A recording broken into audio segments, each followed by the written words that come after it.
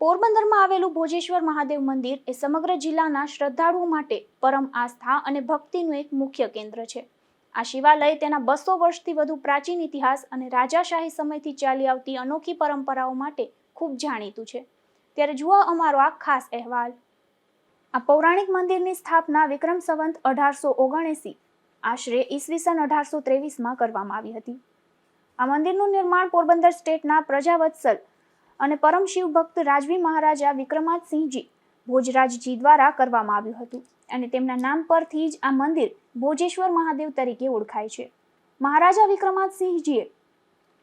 વિક્રમાદસિંહજીએ ભગવાન શિવ અને માતા પાર્વતી માટે ખાસ 1.25 કિલોના સોનાના અદ્ભુત દાગીના બનાવડાવ્યા હતા. રાજાશાહી જમાનામાં આ આભૂષણો રોજ ચડાવવામાં આવતા, પરંતુ હાલ સુરક્ષાના કારણે તેને સરકારી તિજોરીમાં રાખવામાં આવે છે.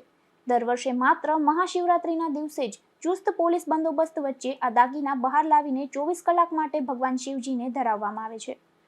ભગવાન શિવને 59 ઘૂઘરીવાળો સોનાનો કંદોરો, સોનાનો કળશ, સોનાનો ટોપ અને સોનાના બેલીપત્ર ચડાવવામાં આવે છે. જ્યારે માતા પાર્વતીને સોનાનો મુગટ, ઝાંઝર, જયપુરી જડતર અને સોનાના ચાંદલાથી શણગારવામાં આવે છે. આ મંદિર પોરબંદરના મધ્ય ભાગમાં આવેલા ભોજેશ્વર પ્લોટ વિસ્તારમાં આવેલું છે. નમસ્તે દર્શક મિત્રો, આપનું સ્વાગત છે અમારા ખાસ ભક્તિ કાર્યક્રમમાં. આજે આપણે આવ્યા છે પોરબંદરના ખાસ એક પૌરાણિક શિવ મંદિરે કે ત્યાં સોનાના દાગીના ચડાવવામાં આવે છે અને તેમનો ઇતિહાસ રાજવી પરિવાર સાથે સંકળાયેલો છે. આ મંદિર ભોજેશ્વર મહાદેવના મંદિરના નામથી ઓળખવામાં આવે છે. આ મંદિરનો ઇતિહાસ જાણવા માટે આપણી સાથે છે આ મંદિરના પૂજારી શ્રી ઉપેન્દ્રભાઈ.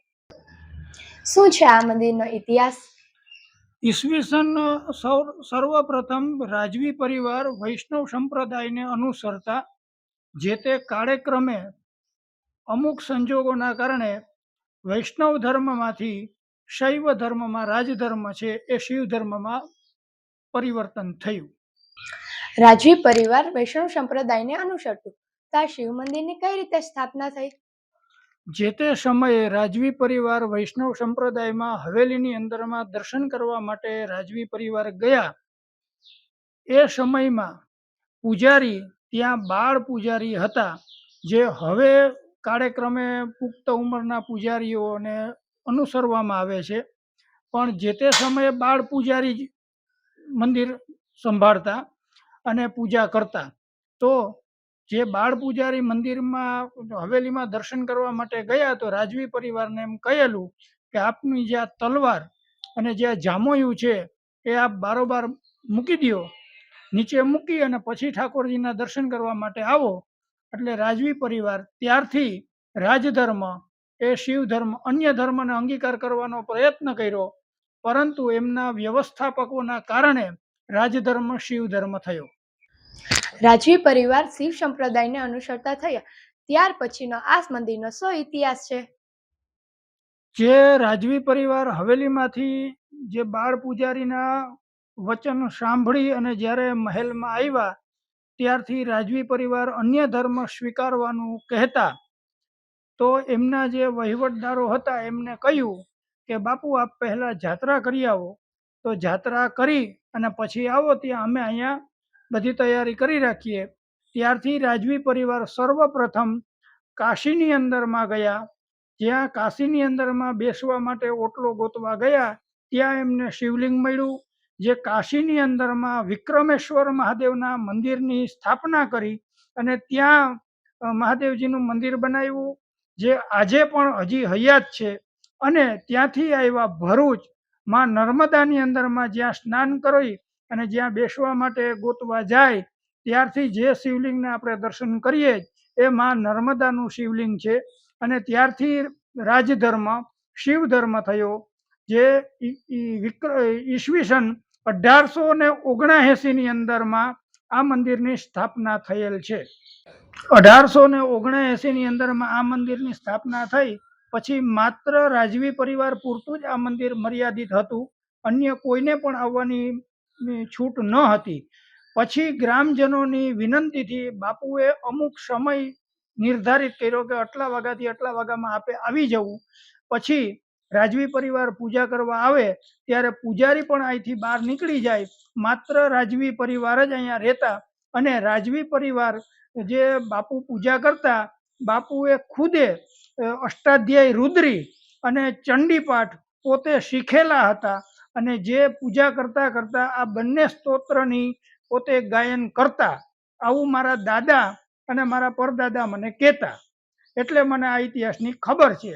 અને પછી ગ્રામજનોની વિનંતીથી પછી દરેક રાજવી પરિવારનું નામ રહે એટલા માટે થઈ અને 1910ની અંદરમાં ભાવસીજી બાપુનું નામ રહે માટે ભાવેશ્વર મંદિરની સ્થાપના 1910માં થયેલી છે, જે ગ્રામજનો માટે ખુલ્લું મૂકેલું હતું. અને આપણું પોરબંદર જે જૂનું પોરબંદર હતું એ અહીં ફુવારે આપણું પોરબંદર પૂરું થઈ જતું. આ મંદિરના પૂજારી શ્રી ઉપેન્દ્રભાઈ પાસેથી આ મંદિરના ઇતિહાસની ખૂબ સારી રીતે માહિતી મેળવી. હજુ વધુ માહિતી મેળવીએ. સામાન્ય દિવસો ઉપરાંત પવિત્ર શ્રાવણ માસ અને મહાશિવરાત્રી દરમિયાન અહીં દર્શન કરવા માટે શિવ ભક્તોની ભારે ભીડ ઉમટી પડે છે. ભોજેશ્વર મહાદેવમાં મોટા પ્રમાણમાં લોકો શ્રદ્ધા ધરાવે છે. આ મંદિર ઘણું પૌરાણિક છે, તો વર્ષ દરમિયાન આ મંદિરમાં કયા કયા ધાર્મિક કાર્યક્રમો ઉજવવામાં આવે છે ઉપેન્દ્રભાઈ? હિન્દુ સનાતન ધર્મના નિયમ પ્રમાણે જેટલા તહેવારો આવે છે, જે દરેક તહેવારો ઉજવવામાં આવે છે, જે વિશેષ કરીને ભોળાનાથને પ્રિય એવા શ્રાવણ મહિનાની અંદરમાં દર સોમવારે અને અમાસના દિવસે વિશેષ શણગાર હોય છે. અને જે પહેલાના સમયમાં આપણા હિન્દુના તમામ તહેવારો અને 4 નવરાત્રિ બધા જ તહેવારોમાં જે સોનાના ઘરેણા ધરાવાતા, જે 1.25 કિલો સોનાના ઘરેણા છે, જે આજે માત્ર મહાશિવરાત્રિના દિવસે જ ધરાવવામાં આવે છે. જે સોનાના ઘરેણા છે એની અંદરમાં મહાદેવજીને સોનાનો કંદોરો છે, જેની અંદરમાં 59 ઘૂઘરીઓ છે, એની ઉપર સોનાનો કળશ છે, એની ઉપર સોનાનો ટોપ છે અને એની ઉપર સોનાનું બીલીપત્ર છે. પછી દાગીના માતાજીના, જે માતાજીના પગમાં તોળા છે, જેને રજવાડી ભાષામાં તોળા કહીએ, આપણી ભાષામાં ઝાંઝર કહીએ, એની અંદરમાં 8 ચપટી ઘૂઘરી છે, 4 બંગડી છે, જેને રજવાડી ભાષામાં બલોયા કહે. માતાજીને સોનાનો મુગટ છે અને જયપુરી જળતરનો ચાંદલો છે, જેની અંદરમાં 6 લટકણિયા છે. અને મહાદેવજીની ઉપર હમણાં થોડા સમય પહેલા, એટલે કે થોડા વર્ષો પહેલા, એક ભગતે ચાંદીનું છત્ર ધરાવેલું છે, જેની અંદરમાં 36 ઘૂઘરીઓ છે. આ રીતેનો અહીંયા શણગાર થાય છે અને હોમાત્મક લઘુરુદ્ર, મહારુદ્ર આવા વિશેષ કાર્યક્રમો અને યજ્ઞ યાગાદિક કર્મો ઉજવાય છે. આ મંદિર ઘણું પૌરાણિક છે, તો આ મંદિરનું સંચાલન કઈ રીતે થાય છે ઉપેન્દ્રભાઈ? સર્વપ્રથમ રજવાડાના સમયમાં હતું, રાજવી પરિવારના હાથમાં હતું, ત્યારે અમારા વડીલો પૂજા કરતા, ત્યારે દર મહિને આખો મહિનો પૂજા કરવાની અને અમને 1 પાલી ખીચડી પગાર પેટે મળતી. અને જ્યારે રાજવી પરિવાર ખુશ થતા ત્યારે ગાંધીખાનેથી અમને બીજી સામગ્રીઓ બધી લઈ દેતા. અને જ્યારથી રજવાડા ગયા અને સરકારમાં કન્વર્ટ થયા, એટલે સરકારમાંથી અત્યારે હાલમાં આ મંદિર સરકાર હસ્તગત છે, જેમાંથી અમને અગાઉ રજવાડાના સમયથી અને સરકારના સમયથી જે અમારો પ્રાચીન 8 રૂપિયા પગાર જે નક્કી થયેલો છે, જે હજી હાલમાં 8 રૂપિયા પગાર યથાવત છે અને અમને 8 રૂપિયા દર મહિને પગાર મળે છે. માત્ર 8 રૂપિયા પગારમાં આપના પરિવારનું ભરણ પોષણ થઈ જાય છે ઉપેન્દ્રભાઈ? 8 રૂપિયાના અત્યારના સમય સંજોગ પ્રમાણે તો 8 રૂપિયાની ચા પણ નથી મળતી. પણ જે મહાદેવ બ્રાહ્મણના દીકરા છીએ અમે, કે મહાદેવને ધરેલું અમારાથી ખવાતું નથી, જે અમે ખાતા પણ નથી આજની તારીખે, પણ ભગવાન અમારું ગાડું હલાવે છે અને અમારું ગાડું હાલે છે. રાજાશાહીના વખતનું આ પૌરાણિક મંદિર છે. જો કે મંદિરનો વહીવટ સરકારી તંત્ર હસ્તક છે, જેને કારણે પૂજારી પરિવારને પૂરું વળતર પણ મળતું નથી કે તેમના રહેણાંક માટે પણ યોગ્ય વ્યવસ્થા નથી. આભાર ઉપેન્દ્રભાઈ. પોરબંદરના આ પૌરાણિક ભોજેશ્વર મંદિરનો આપણે ઇતિહાસ જાણ્યો. ખૂબ સરસ મંદિર છે અને ખૂબ સરસ ઇતિહાસ પણ છે. વર્ષ દરમિયાન આ મંદિર પર ખૂબ સારી રીતે ધાર્મિક પ્રસંગો પણ થાય છે. પરંતુ કરુણતા એ છે કે આ પૂજારી પરિવારનું મોંઘવારીના સમયમાં પૂરતું વળતર નથી મળતું.